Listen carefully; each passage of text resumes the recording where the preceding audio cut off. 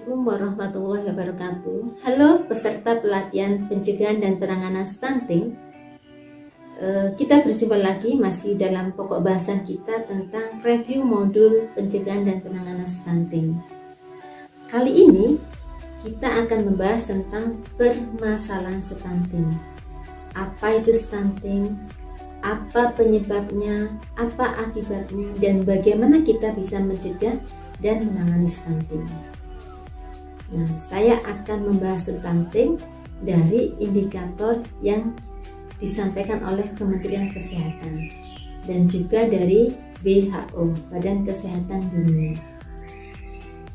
Karena di masyarakat kita masih banyak yang belum memahami tentang istilah stunting. Padahal kita ketahui bersama bahwa kasus stunting di Indonesia itu masih sangat tinggi. Nah, kalau kita bicara tentang apa sih itu stunting? Stunting sering diistilahkan, sering dipahami sebagai tinggi badan anak yang rendah. Nah, kalau bicara istilah stunting menurut Menteri Kesehatan Republik Indonesia bahwa stunting adalah gagal tumbuh pada anak yang disebabkan oleh kekurangan gizi kronis, terutama pada 1000 hari pertama kehidupan. Sedangkan menurut WHO, stunting adalah gangguan atau hambatan tumbuh kembang anak yang disebabkan oleh kekurangan gizi, infeksi penyakit, dan stimulasi yang kurang memadai. Nah, kalau kita bicara tentang penyebab stunting, yang pertama adalah kekurangan gizi, yang kedua kekurangan stimulasi, yang ketiga kurang imunisasi atau tidak diberikan imunisasi yang lengkap. Berikutnya adalah sanitasi dan pola hidup yang kurang sehat. Nah, kalau kita bicara indikasi yang menunjukkan anak itu stunting, di sini saya sarankan ada 4. Yang pertama adalah tinggi badan anak yang rendah dibandingkan anak seusianya. Yang kedua, proporsi anak mungkin normal, tapi kelihatan lebih muda atau lebih kecil, lebih muda dibandingkan anak seusianya. Yang ketiga, berat badan anak rendah. Yang keempat adalah gangguan pada pertumbuhan tulangnya.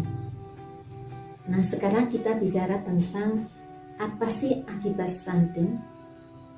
Akibat stunting bisa dikatakan ada istilah 3G.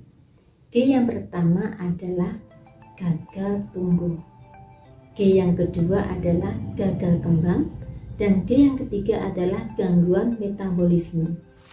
Gagal tumbuh dapat terlihat dari tinggi badan anak atau berat badan anak yang lebih rendah atau lebih pendek dibandingkan seusianya. Yang kedua, gagal kembang dapat dilihat dari gangguan perkembangan anak pada tahapan usianya. Yang ketiga adalah gangguan metabolisme.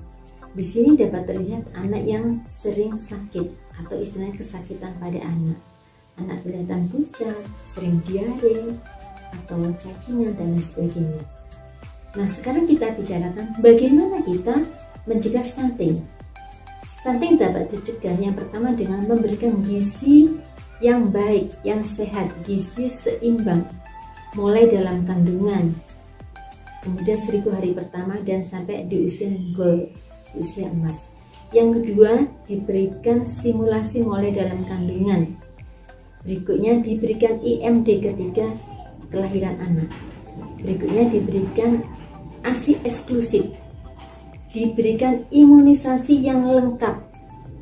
Kemudian adalah yang terpenting adalah sanitasi lingkungan yang bersih dan pola hidup yang sehat. Itu beberapa hal yang bisa kita lakukan untuk mencegah dan menangani stunting. Bagaimana peserta? Sudah jelas tentang stunting? Nah, itulah tadi video yang bisa saya sampaikan pada kesempatan kali ini. Jangan lupa untuk like, komen, dan kemudian di subscribe ya. Nah, kita akan ketemu lagi pada video selanjutnya. Terima kasih. Wassalamualaikum warahmatullahi wabarakatuh.